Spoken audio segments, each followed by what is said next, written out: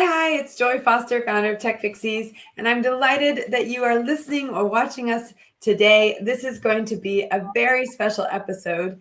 As you know, TechPixies is all about transformational coaching, and I have with me today a transformational coach. She's also an interfaith minister and a Taoist priest, and I cannot wait to have a conversation with her because obviously around this time of year, there's a lot of sensitivity around people's religions, their faiths, but also their family relationships.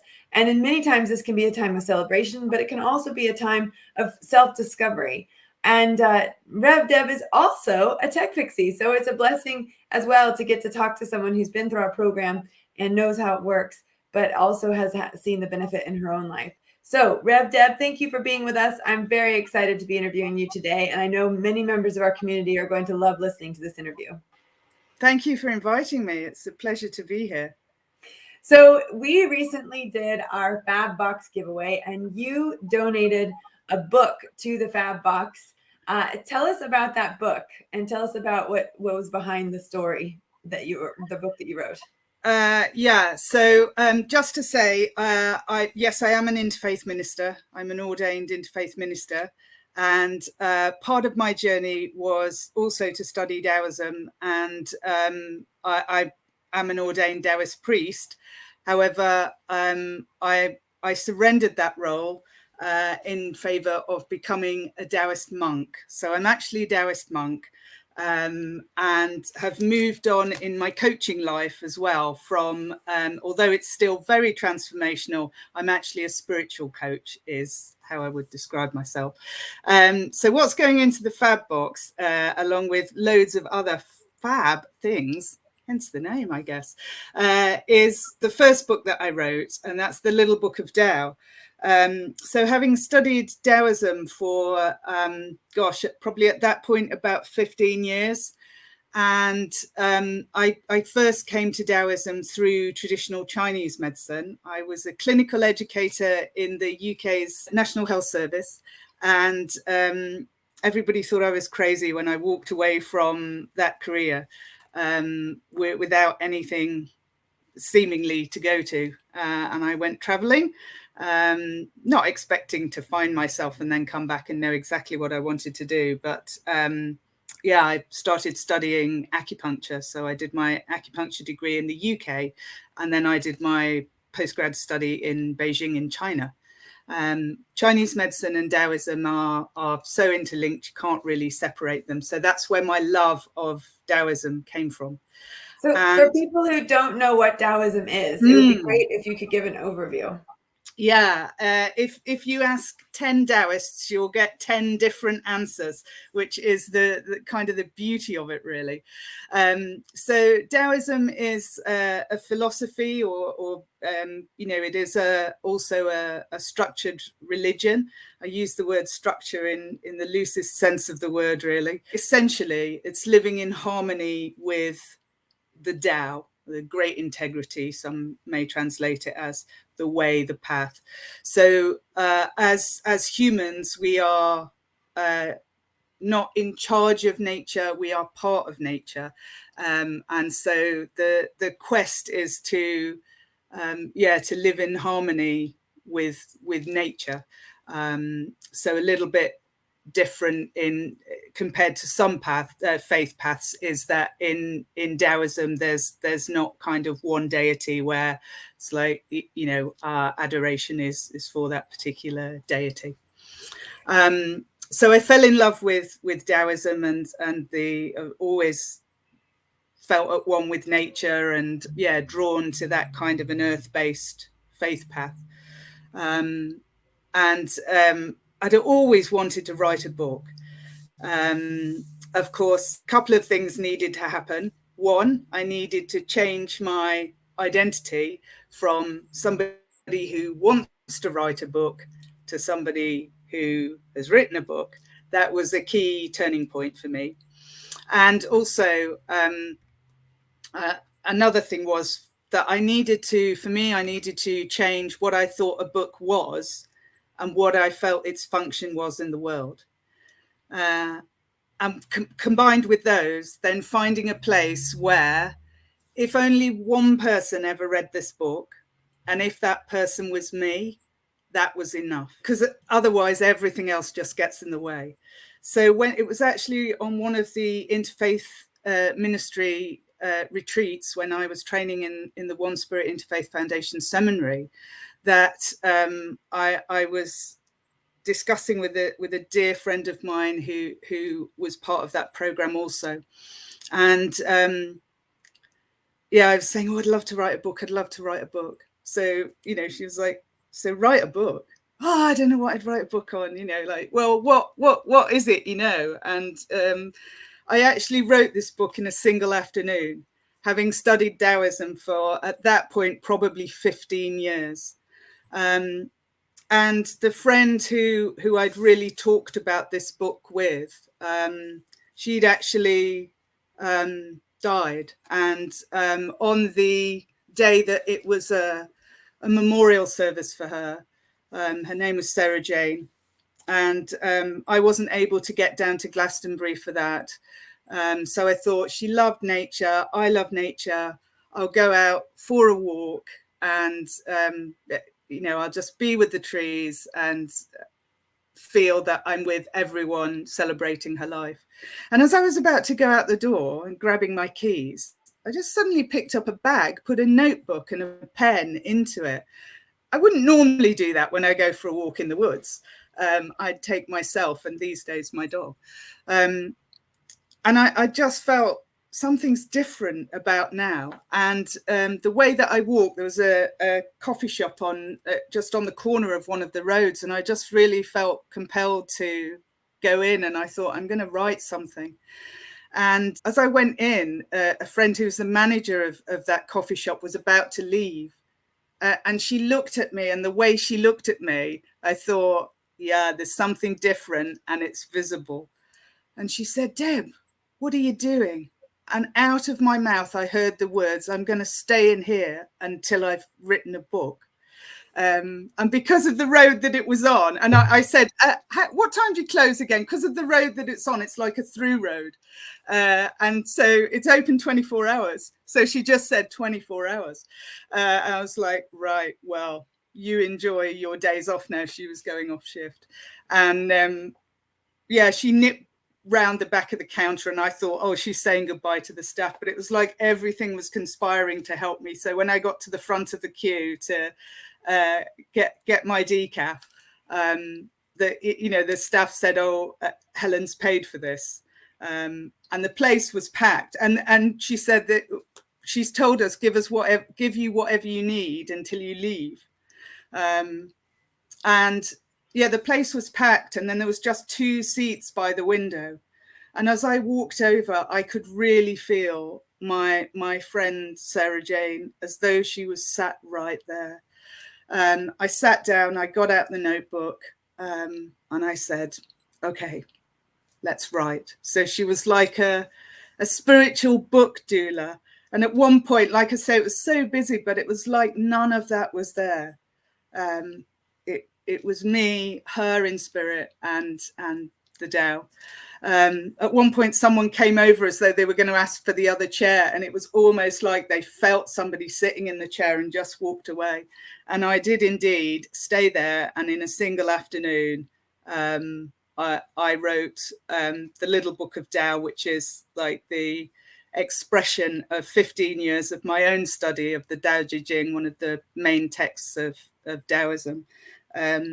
Helped from the other side. So I wrote it through me rather than, my ego would love to tell you, I wrote it, I did this, but it was through me.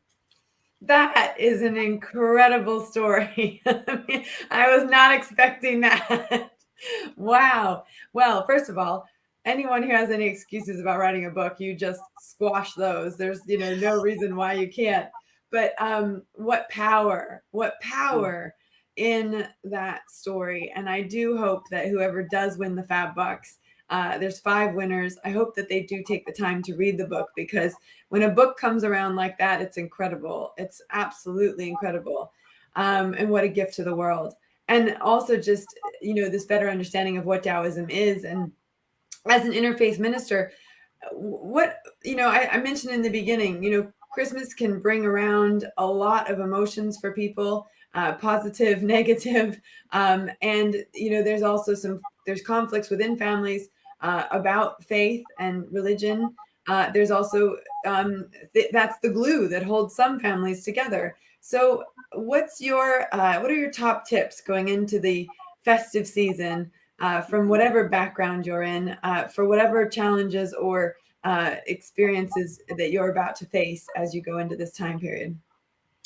Oh, what a great question, Joy. Thank you for the question, and for the huge challenge that presents. And it's very real for a lot of people. And of course, some people completely on their own and facing a feeling of deep loneliness as well at this time of year.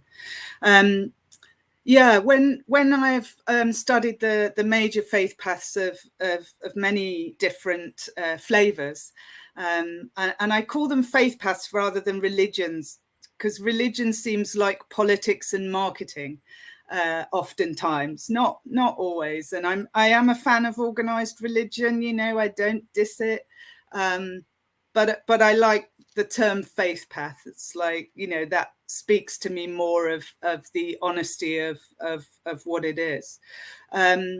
Yeah, and there's lots of different things being celebrated at many times of the year. And at this time of year, we've got the winter solstice coming up. We've got Christmas. We've got Hanukkah. Some people celebrating Eid. Some people celebrating when it snows. Just that feeling of joy. And I guess if I was only allowed to offer one piece of suggestion, I hesitate from advice. Advice usually bites you on the butt. An invitation or a suggestion is a nicer way to do it. So I guess if I was allowed one, I would say, slow down your speech and breathe. So it just gives a minute. If it's with family, if it's with friends, if things are, escalating or tensions are rising, then just slow your speech down and breathe. And another invitation for all of us, every day, not just this time of year, but every day, I feel there's a real invitation to how can I be the presence of love? How can I be a presence of love in this situation?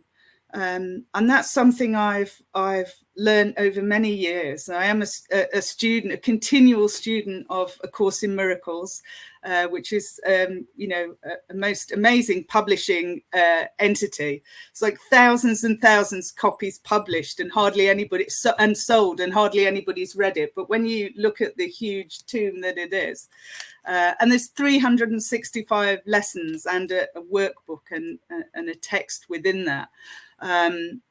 Very much kind of written in Christianic language, so doesn't necessarily resonate with everyone. But essentially what it's asking us is to be the presence of love.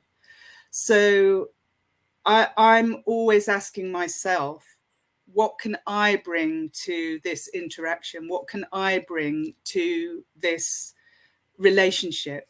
And I need to bring 100%. It's no good saying, oh, well, there's me and Joy here today on this call. So if I just give 50%, that'll be okay because she'll do the other 50. No, we both need to give 100% of ourself, of our authentic self. And yeah, in relationships, in interactions, I might have an idea of what I want to give, but that might not be what the other person needs. So especially at this time of year, maybe what I want to give is my exuberance and my shiny and my bright and my love. And maybe what the other person wants is a bit of personal space. So it's just like being really mindful and allowing ourselves to ask each other, what do you need right now? And, me and my husband have been together a long time. Another spiritual tool that I I love is the Enneagram, and discovering the Enneagram is the reason I am still married. My husband is still alive and not buried under the patio. When I discovered I'm a type 7 personality, he's a type 9 personality. So, you know, I will say to him, what do you need right now? And you might just say, time out, a bit of time out. Just, Deb, stop talking. No, I think that's so true. I remember when my husband and we didn't do the Enneagram, but we did the 5 love languages. And it was really interesting how my love language and his love language were actually opposites. And that's a normal, and actually it actually exacerbates the love language that you need because the other person doesn't speak that language. And so that was a good learning for us to understand that we sought love differently. And, he was acts of service and I was words of affirmation. And they're very much on that scale. They're the absolute opposite. And you have to figure out how to, I started to be able to understand when he was speaking to me, but it wasn't through words. It was through cups of tea and through lunches that were strategically placed on my, desk as I was working, and, little things like that was his love language. And I had not recognized it. And as soon as I started going, oh my goodness, that's his love language, and I really started clocking all the things that he was doing, it was a real eye opener. And it made me realize, that's what he speaks, and this is what I speak. And we've had, we've definitely changed the way that the relationship works. I also am, I've got one of these, we've done the color test, and I am very red, as you can see, and I have a little bit of yellow, a little bit of green, and very little blue. And he is very, very blue and very, very green. And it is really interesting when you bring those two energies together, how they have to work together. But it can be a wonderful complement if it works well. Absolutely. And I think if, like you say, if you're aware, my husband's language of love is doing. I'm an acupuncturist as well, practitioner of Chinese medicine. He built me an acupuncture clinic with his bare hands on his days off, and I want to tell him all the time how much I love him and talk. And it's, like you say, completely opposite. So you do have to understand that. Yes. That's the stuff I love to teach. Yeah. And I love the idea that you don't need to do just a personality test for work. You can do personality tests for your relationships as well and learn to work with each other better. You mentioned earlier in the beginning, and I think this is a really great point, for Christmas, for some people, or like you said, there's a lot of other things going on. You've got Eid and Hanukkah. For this time of year, it can also be very lonely, particularly as we're coming out of COVID, or actually going back into COVID. I know that the home that my father-in-law lived in, so his anniversary of his birthday is coming up actually, but he passed away 2 years ago, just over 2 years ago. The home that he lived in was it was a place where people, it wasn't fully assisted living. It was sort of independent living, if you will. And you had to be over a certain age to live there, and there's food provided, but you were still living in individual apartments. And recently, when we went to put it, we've had it on the market for a couple of years. We now pulled it off and put it into a rental market. But suddenly, there were 5 empty places. In a building where there had not been empty places for years. Like we remember when we got that place, it was like a miracle that we even got it. And now there's 5 places available. And, and interestingly enough, they didn't die of COVID. And I think when you think about what older people have had to go through, those living on their own, it would be safe to say that many of them died of a lonely heart, a broken heart, being by themselves without interaction because they were isolated. And we're still dealing with this. COVID's not over. And I know I said coming out of it, but we're not coming out of it. We've still got another strain coming. We're going to have to deal with this for longer. And people are not just older people, but there are younger people as well who are isolated during this period of time, people of all ages and backgrounds. What's your advice for them to help them cope with the loneliness of Christmas and this time period? Yeah, it's a really great question. And the question itself interests me. It's like, what's the advice to the lonely people? And my advice would be to the entire community. Like, who do you really know in your community? Do you know who lives up the street? Do you know who lives in that flat that's literally next door? So I think we all have a responsibility. And so, some of that is, could you actually wave and smile to someone? Where I walk my dog, there's a chap that sits in his front porch on a comfy armchair. He has his armchair in the front porch so he can see people go by. A smile and a wave. You might be on the bus with 1,000 things in your mind. Could you smile at someone? And I know we've all got masks on, but it shows in your eyes. Just reaching out to people. And for people who are on their own, there are some amazing ways to connect. And now we have all this incredible technology. So there are ways to find groups, and then there's charities that do the most amazing work. Aged care charities are have teams of people who call up our elders and our seniors. Now, in previous societies, those elders would be, like, they would be the ultimate. You'd go and sit at their feet and listen to their wisdom. And now so many of our seniors are alone and feeling abandoned often. Maybe they haven't got family, or they're far from their family. So any of us could volunteer to be somebody who calls up people and literally ring them on the phone and say, hi, how are you? And you get a list of people that you can call. But of course, social media, that's a great way to connect. I'm a Daoist monk. I've got an Instagram account. Every monk's got an Instagram account these days. I think there's even one called Monk Life. Come on.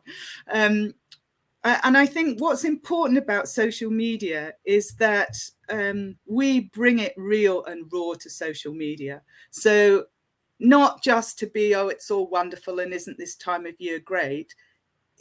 I can feel lonely in a crowd sometimes. So to be honest about what's going on. If I feel lonely, say, hey, I feel lonely. But for people to share the joy, but also to share the realness and to make connections. I've made some fabulous connections through online spiritual groups and online communities. Then to find out, like, they live around the corner or up the road or something. It's like, this is no mistake. I think to anybody who is feeling lonely, whether that's because they're physically on their own, I would say, you might be by yourself, but you're never on your own.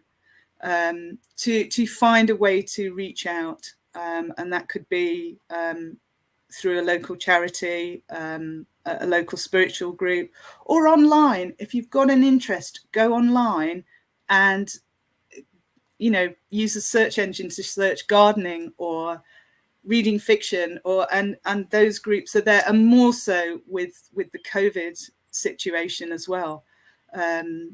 Maybe we are in some ways more isolated than ever, and then in other ways more connected. But that's a fair statement, I think. Yeah, we are really being called now. Humanity is really being called now to step up as a collective, as a community, because let's be honest, we've wrecked the earth. We've totally wrecked the earth. So now we need to show it some love. And one of the ways to do that is to show each other some love. So whether it's a smile, a wave, a really genuine, heartfelt, how are you? Just reach out to others in some way. I think you're 100% right. And we have built up an incredible community at TechPixies, of which you are a wonderful member, and a contributing member. I want to talk about two things. I want to talk about your art, and I also want to talk about your experience as a TechPixie.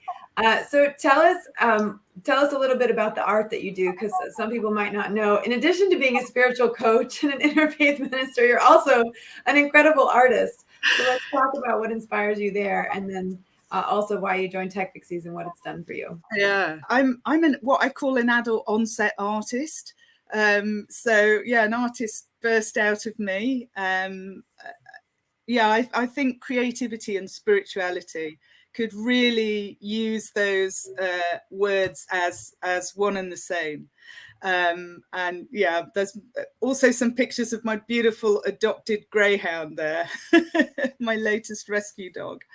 Yeah, so the artwork that I do is intuitive, and it comes to me and through me. So again, like writing the book, my ego would love to tell you that she painted all of these herself. She created this. Actually, what I do is just really align with what spirit is moving through me, and then create whatever comes. I was really, really privileged to study visual medicine with the originator of visual medicine, Suzette Clough. So a lot of the images that you see on that Instagram account are visual medicine. So my initial calling to creativity was I felt called to go to Morocco. And so I booked a flight to Morocco. A couple of days before I was to leave, I really felt a profound message to take art supplies with me. So having had a not so pleasant experience in art at school, where I was told I couldn't draw, I couldn't do this, I couldn't do that. And so completely shut that part of myself down. I just went into the art store and bought what I was drawn to. Went off to Morocco. I was writing my fourth book at the time. And so I'd taken, my laptop and I was going to get the writing done. And my publisher was very pleased that for once I was on deadline and all of that stuff. During the night I awoke and I really distinctly heard this voice say, get up and write. And I looked at the clock, it was like 3 a.m. So I'm arguing then with this, like essentially the voice of spirit saying, oh, it's 3 a.m. I'll do it tomorrow, putting the sheet over my head. And it was insistent, get up. I was like, well, I said, but it's the middle of the night. I don't want to write. And the voice said really clearly, well, get up and create. And I felt really like lifted from my bed. So I got up and I did my first watercolor painting, followed by my second, third, fourth. I mean, you get the picture. This is like going on all night on a balcony, moonlit, the smell of the sea. It was just like, it was otherworldly. And then I flopped back into bed. And when I woke up, there were all these paintings everywhere. And I was like, wow. I knew I'd been the conduit, but that I hadn't done them. And then, yeah, that just took off and I began creating. And I decided that I then fell in love with acrylics. They're thick and they're sticky. The tenacity of acrylic is just like suits my own style. I'm just like, yeah, that's me. I started to work with acrylics and I decided that painting was going to be my spiritual practice, my daily practice. I'm going to show up to this. So with a big fanfare, I start a Facebook group, 365 with Rev Deb. Like, if you're going to commit to do something 365 days, let's do this together for a whole year. Day 7, I forgot to paint. And I'm like, oh no, oh gosh, right, what do I do? And honestly, there was an internal discussion with myself, like, well, I could do 2 on day 8 and then just lie about it. Or I could throw my hands up and go, oh, this is terrible. I've messed up here and my life is worthless. Or I could just go, well, I could just start the count again. So I was honest with the group and said, I just didn't remember. That simple. It wasn't resistance. It was simply that I hadn't created the habit yet. Then I was going away and I was wondering how to take, I was going away for 2 months. How do I take 2 months of art supplies? Oh, maybe I'll sort something out when I get there. And then I didn't. So then, you know, we get to choose again. That's one of the best lessons from A Course in Miracles. We get to choose again. So on the 21st of December, I celebrate the winter solstice. 21st of December, 2019, I chose again. And I said, I'm showing up to this real time. Come on. And there does have to be some discipline. And so it's like, okay, I'm going to engage every ounce of spiritual discipline that I have, because this feels meaningful to me. I don't want this to be something that falls away again. So since the 21st of December, 2019, so I'm almost coming to the 2-year mark, inshallah. I've painted every single day on canvas boards with acrylic. So conveniently, you know, one right behind me, I know you can't hear that on the podcast, but for anybody watching, like I just do these little 5x7 paintings in acrylic. So yeah, I'm almost 2 years. And I really want people to know that I failed at it several times as a daily practice. And, you know, who knows what tomorrow brings. But it's become a habit now, and I show up to that, and I connect in with spirit. And I find that, you know, the messages that I get in those paintings, I can tune into a question that I want to ask, and then allow that painting to come through me. And, you know, in my spiritual coaching, I use a lot of creativity, writing, painting. You know, they are brilliant tools for spiritual practice, spiritual deepening. So yeah, it's just been so important to me. So yeah, from that first call in December 2018, I then had my first solo art show in London in June 2019. You know, and loads of other things since. And recently I've been invited to take up an artist in residence slot in Nova Scotia, Canada. So, you know, when we open to spirituality, spirit will do for us what we feel we can't do for ourselves. So that's been an amazing journey. And my TechPixies journey, I'd seen a TechPixie ad on Facebook for the boot camp. And I thought to myself, oh, I don't feel like I've got time for that right now. When that comes round again, because I believe opportunities always come round again. And I am not a fan of fear-based marketing where it says, this is your only chance. If you don't grab this now, your life will be terrible. No, it won't. I'll just have not done that thing. And then it comes round again. Oh, calm down. You know, I've learned not to be hooked in by the fear-based marketing. So yeah, I liked the presentation of the opportunity with TechPixies. It's like, you can do this if you want. Like, you don't have to. It's not going to ruin your life if you don't do it, but hey, could enhance your life if you did.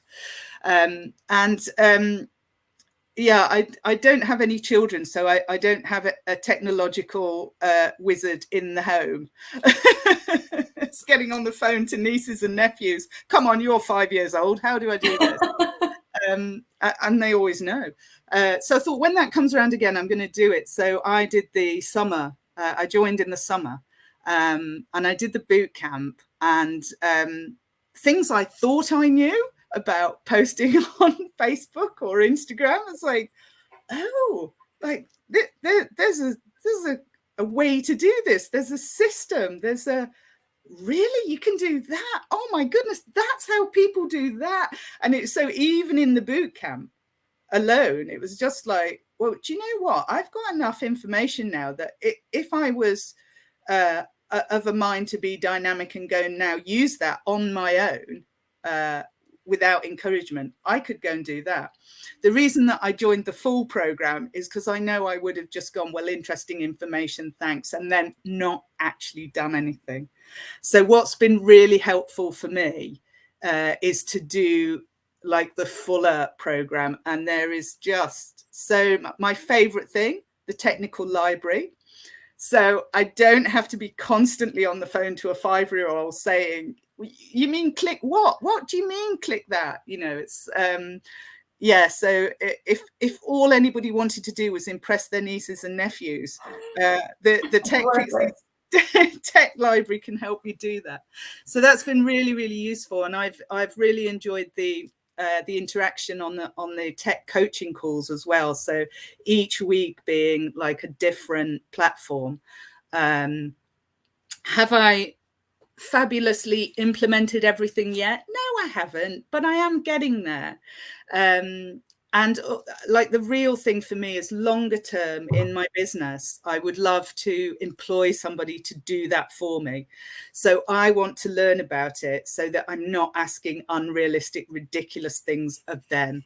And in the meantime, while I'm doing it myself, I would actually like to do it in a way that is sensible and meaningful. Yeah. It's just wonderful to talk to you for so many reasons. I mean, you have such a beautiful soul. And, you know, as you know, and as I know, TechPixies isn't just about technical video libraries and social media, although that's a great way to start for a lot of people. But as they go to use those networks, there's all sorts of fears and stumbling blocks that come in their way: perfectionism, imposter syndrome, compare and despair. And we find on the boot camp, we are able to even tackle those early on and get people to realize that it's not just, you know, the issue most people have with Instagram might not necessarily be just how to use how to use it. It might be deeper than that. And so we have the master neuro coaching and the life coaching built in as well.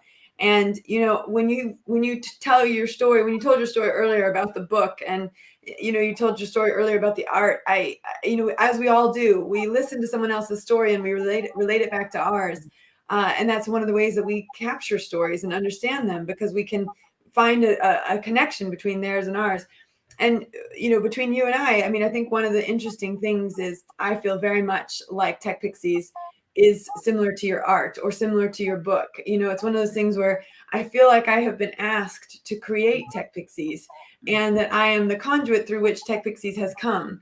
And it's a real blessing and honor to have been asked to create this incredible place where women can not only learn social media, but they can tackle their subconscious fears around it and overcome those so that they can become these superheroes. And we have seen some incredible social media superheroes come out of our community, and on so many different levels. Even if it's just, I'm a more confident mother, more confident wife, more confident employee, all the way up to, you know, building big Instagram accounts and launching courses and, you know, changing the trajectory of their life financially through launching a business. I do feel that same feeling that you have, in the sense that, you know, I remember when I had to come up with the name TechPixies, and it was really, I had to come up with a name. And at the time we had a box room upstairs, which is now a bathroom, but I locked myself in the box room, took some paper, sat on the floor, and I just committed to not leave the room until I had a curriculum and a name. And the preceding story, or the story that comes before that, was that I had not planned on teaching social media. I had planned on being the project manager, and I had planned on bringing a social media training company in and a life coach in, and I planned on connecting the two of them together. That was my plan.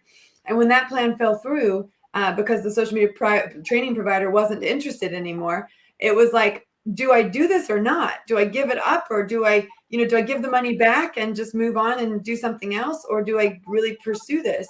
And I was terrified. And I remember thinking, I don't think I have enough knowledge to share with other people and help other people. My job was to bring people together, and that's what I wanted to do. And I felt like you did. It was like, you need to go into this space and you need to shut the door and you need to not come out until you've got a solution, you've got an answer. And I was there for hours. I was probably there for 7 hours on the floor in this box room. And I had a million different names that I could have picked. And I just remember putting the word tech and pixies together and going, this is it. This is the name. And then I remember writing out a 12-week curriculum, just one topic per week, and understanding how they flowed. And I was just like, okay, this is it. And then I did it. But I remember, for me personally, it was like, it all came through me, it came to me and through me. It wasn't something that I cooked up. It wasn't something that I thought about. It was something that that absolutely was given to me, and it was my opportunity to take it or not. And I think about all of the women who've come through the program and all of the lives that have been changed, not just the lives of the women who've participated in the program, but the lives of the people around them, their partners, their children, their nieces, their nephews, their parents even. The impact is way beyond just the person who is initially impacted. And that to me is the real blessing. And I think, as you probably know, and as I know, when we do what we're called to do, when we do that purpose and that purpose comes through us and we find it, because for a lot of people, this is a journey to discover it. It is a really beautiful, wonderful thing. And I know at this time of year, one of the things I like to do is on the very last day of the year, I like to inventory the previous year. And I like to just look at all of the things that were accomplished in the previous year. And then I like to project onto the next year what I would love. And I capture it every year and I review the previous year at the end of the year. And it's a real wonderful exercise to do. As we close up this podcast, are there any exercises that you would recommend people do in this time of year as they're winding down 2021 and winding up 2022? Yeah. One thing I would definitely say is, that there's nothing special about, myself or Joy. Everyone can find their purpose, might need some help and support, and it's always my joy to do that for people. Everyone has that in them. So yeah, finding that and being connected with that, everyone has that ability. And yeah, 31st of December and 1st of January are arbitrary dates. Use them if it's helpful to you and helpful as a label. Don't use it if it's a way of beating yourself up. Start today. What about today? Start in this moment now if you feel called. A practice that I particularly love, of course, is creating that. I'll sit with the question like, maybe show me the message from 2021, and then paint or write and see what comes through. Show me my path or my purpose for 2022, and then paint or write.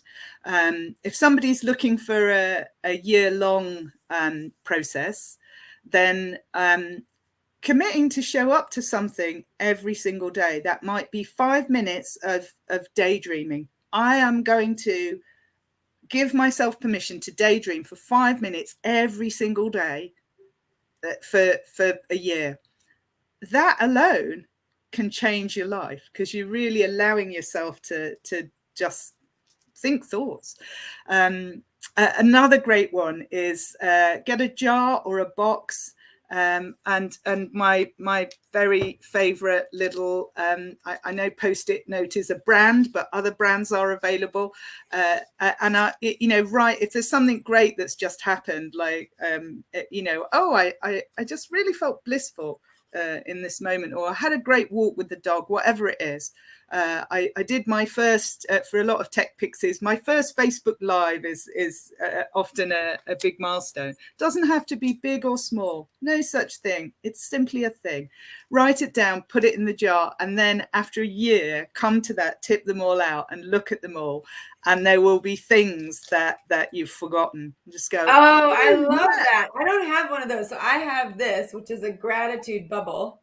Right, yeah. In order to see all the things, I would have to break it. But I do put in there, as I'm thankful for different things like my family, my team, all those things. I put those in there. But I also have this one, which is when I can't, God can. Yeah. And this is my God can. And I've got all sorts of things that I would love, to give on to the infinite, to give on to God.